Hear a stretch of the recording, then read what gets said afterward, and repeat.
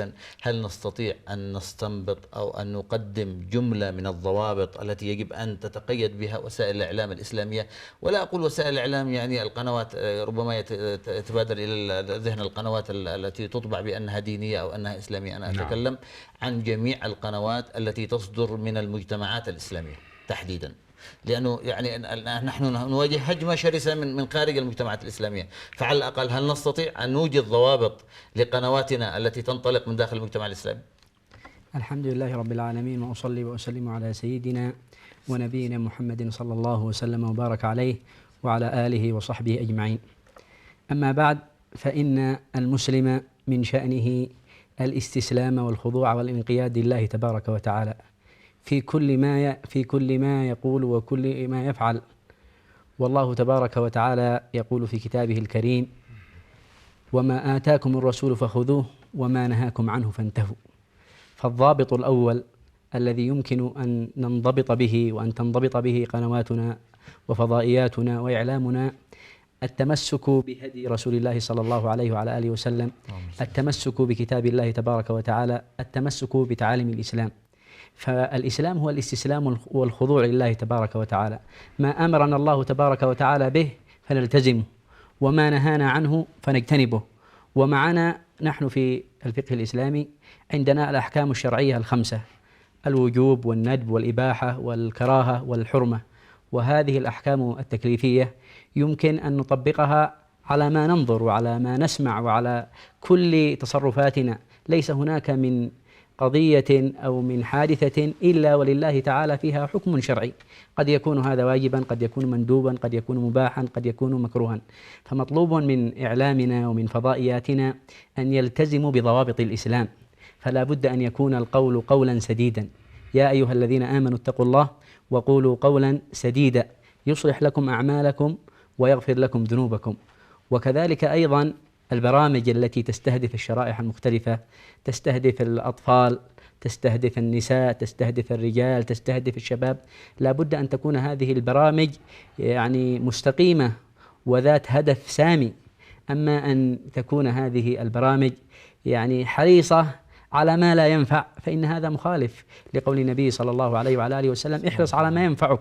مطلوب ممن يبلغ في هذه القنوات أن يؤدي النافع الصالح، ومطلوب ممن يستمع أن يسمع النافع وأن يشاهد النافع. فإذا رأى الشيء الضار الذي لا نفع فيه فيجب عليه عند ذلك أن يبتعد عنه. ربنا تبارك وتعالى يقول في كتابه الكريم: قل للمؤمنين يغضوا من أبصارهم ويحفظوا فروجهم. ولما خاطب المؤمنات: وقل للمؤمنات يغضضن من أبصارهن ويحفظن فروجهن. إذن لا بد أن تكون قنواتنا يعني بمختلف توجهاتها حريصة على مبادئ الإسلام، حريصة على قيم الإسلام، حريصة على الكليات الخمس. نحن عندنا في الإسلام كليات خمس: حفظ الدين، حفظ النفس، حفظ العقل، حفظ العرض، حفظ المال. أول شيء هو حفظ الدين. الدين الإسلامي بكافة تشريعاته من أخلاق ومعاملات وعبادات وغير ذلك.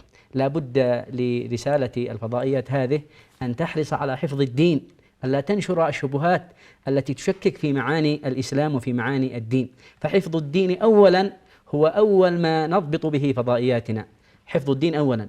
ثم حفظ النفس، أن نشيع بين الناس أن يحب بعضهم بعضا، وألا يكون هناك يعني نحن نرى الأمة المسلمة في زمننا هذا تسفك دماؤها، وهذا ما أخبر به النبي صلى الله عليه وعلى آله وسلم في حوادث آخر الزمان، أنه يكثر الهرج، يكثر القتل. فنحن نوجه رسالتنا للعالم أن النفس معظمة عند الله تبارك وتعالى، لا بد من الحفاظ على هذه النفوس، ولأن تهدم الكعبة حجرا حجرا أعظم عند الله تبارك وتعالى من إباحة دم امرئ مسلم. ولا بد من أن نشيع الحفاظ على الأموال، على الأعراض، على كذا. إذن هذه الفضائيات إذا التزمت بالمحافظة على هذه الكليات الإسلامية، وأخص منها المحافظة على الأخلاق الإسلامية، لأننا في زمن انتشر فيه السفور، انتشر فيه التهتك، انتشرت فيه الخلاعة، فالناس يريدون البديل لهذا. ما البديل عندكم؟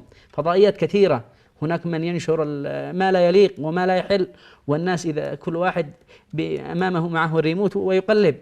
فنريد يعني عرض الأخلاق الإسلامية، نريد معالم القدوة الحسنة، نريد أن ينظر شبابنا وشاباتنا إلى الشيء الذي ينفعهم في أمر دينهم ودنياهم، نريدهم أن يسمعوا معاني الإسلام بأسهل صورة وبأحسن أسلوب، نريد أخلاق محمد عليه الصلاة والسلام أن تصل إلى نفوس الناس. الله عز وجل يقول في كتابه الكريم: وإنك لعلى خلق عظيم.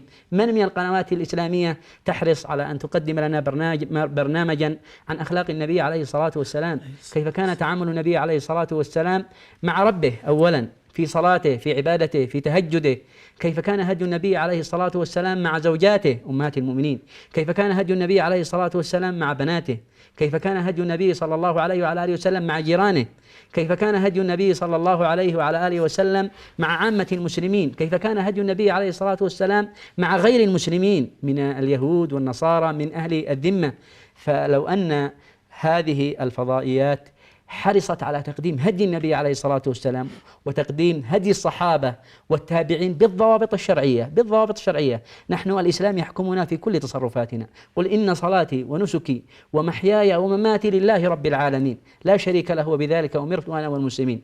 فبالالتزام هذه الضوابط الشرعية والخطوط العامة وترك ما يخالف الكتاب والسنة نكون قد قدمنا نموذجا طيبا وحيا، وخاصة أننا نعيش في زمن العولمة، هذه العولمة وثقافة العولمة التي تريد أن تغزونا وأن تدخل علينا أخلاقا ليست من أخلاقنا.